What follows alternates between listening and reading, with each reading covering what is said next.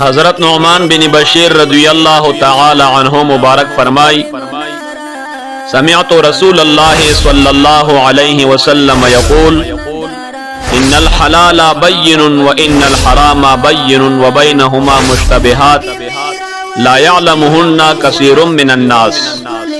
مبارک فرمائی چې ما د رسول الله صلی الله علیه وسلم نه دا فرمان اوریدلې ده چې حلال هم ښکار دي او حرام هم ښکار دي او د دیو په منځ کې د دیو په شان مشتبهات سيزونه دي چې اکثر خلقو ته د هغې پته نشته. نو څوک چې د دې مشتبهه سيزونو نه خپل ځان بچ کړي د هغه دین هم محفوظ شو، عزت هم محفوظ شو.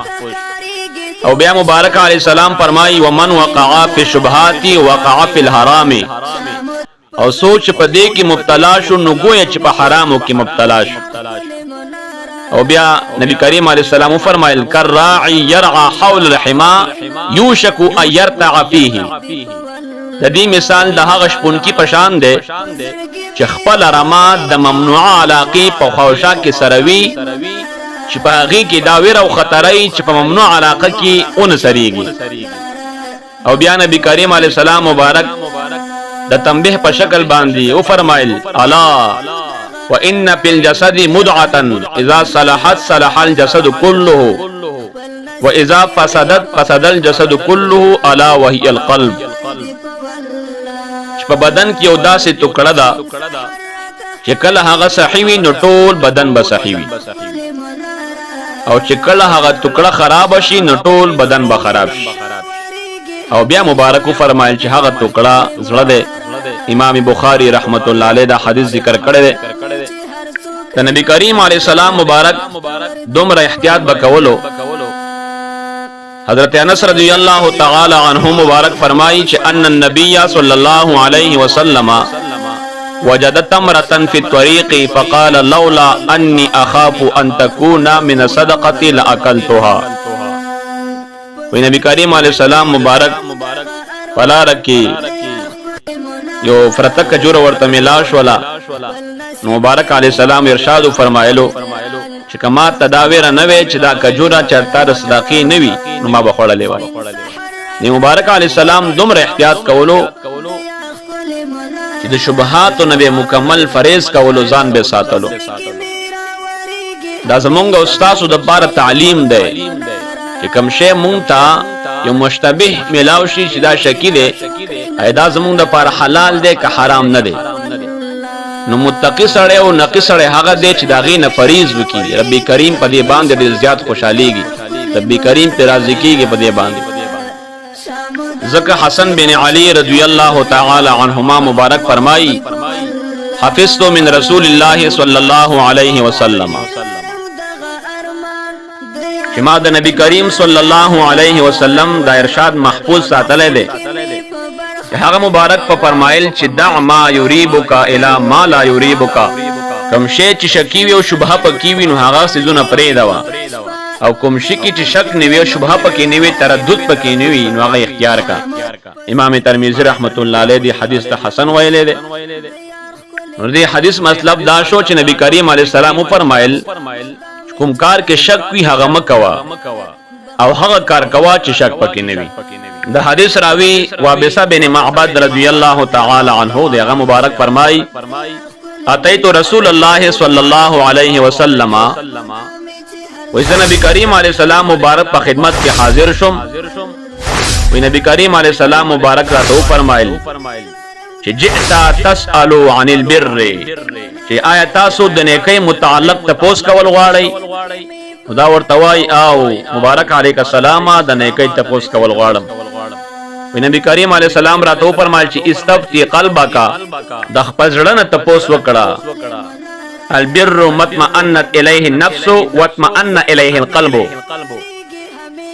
زکه چې نیکی هغه دا چې په زړه او روح سره مطمئن شي. اگر چې خلق ته پتو درکړي او چې د خلقو نه تپوس وکړي نو تا ته د عمل مشوره درکړي. مبارک علیہ السلام فرمایي چې کله ته عمل اختیار کې استاد زړه او نفس مطمئن شي چې دا صحیح دی نو دا نیکی ده. نبی کریم علیہ السلام فرمایل د خپل زړه نه تپوس وکړه. دا زمونږ استاد لپاره یو تعلیم دی چې انسان به د هغه شیانو نه ځان ساتي کوم شی چې دا انسان په شک او شبهه کې اچي. ځکه نواز بن سمعان رضی الله تعالی عنه مبارک د نبی کریم علیه السلام مبارک نه حدیث را نقل کړي او فرمایي وی سرور کائنات مبارک فرمایل البر حسن الخلق والاسم ما حاک فی نفسک وکرهت ان یطلع علیه الناس. وی نبی کریم علیه السلام فرمایل چې نیکی هغه دا یعنی نیکی یو خوی دی او ګناه هغه دا چې ستا په زړه کې تردد پیدا شي او ته دا نه غواړې چې بل څو پاغي باندې خبر شي دې ته بدی ویلې کی ته ګناه ویلې کیږي. نو نیکی چې دا نو هغه ښه اخلاق دي ښه خوی دي. نو کوم انسان چې دا سه عمل اختیار کی چې خپل نفس دا مطمئن شي په دې باندې چې دا ماخه کار وکړه په دې باندې خلق خبرم شي نو خیر دی ځکه چې دا د الله تعالی د رضا د لپاره مدا کار کړی دی نو دې ته نیکی ویلې کیږي. او کو چرته انسان دا سه عمل اختیار کی چې هغه دا پزړه کې راولي چې حسنه په دې باندې خلق خبر شي نو دې ته ګناه ویلې کیږي. ځکه څوک هم دا نه واړي چې زما په بدای باندې او زما په ګناه باندې خلق خبر شي. هر سړی په دې سوچ او فکر کې وي او کله نن خدا سے معامله نن سبا چې کله انسان ښه کار وکړي نو بیا یې ریاکاری طرف ته بوزي. خلق ته ځان خای چې ما نن 2 رکعات نفل کړي دی او دا می کړي دی او دا می کړي دي نو دا ریاکاری ده. یعنی ښه عمل به خلق ته نه ښکاره کوي چې ما کړی دی.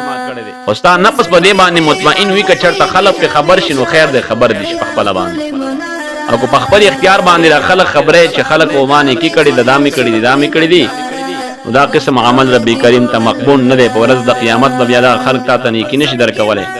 رب ذوالجلال جل جلاله به درته فرمایي چې لاړ شه او دا انسان نه وغواړه کوم سړی ته چې دنیا کې ځان خودلې او چې ما 2 رکعات نه پل کړي دی او 10 روپۍ مې ور کړي دی او دامي کړي دی او دامي کړي دی او دامي کړي دي په ورځ د قیامت کې دا خلق تاهیس نشي کولای. نبی کریم علیه السلام مبارک هغه مبارک کو فرمایي ورځي چې لا يبلغ العبد ان يكون من المتقين حتى يدعى ما لا باس به حذرا مما به باس.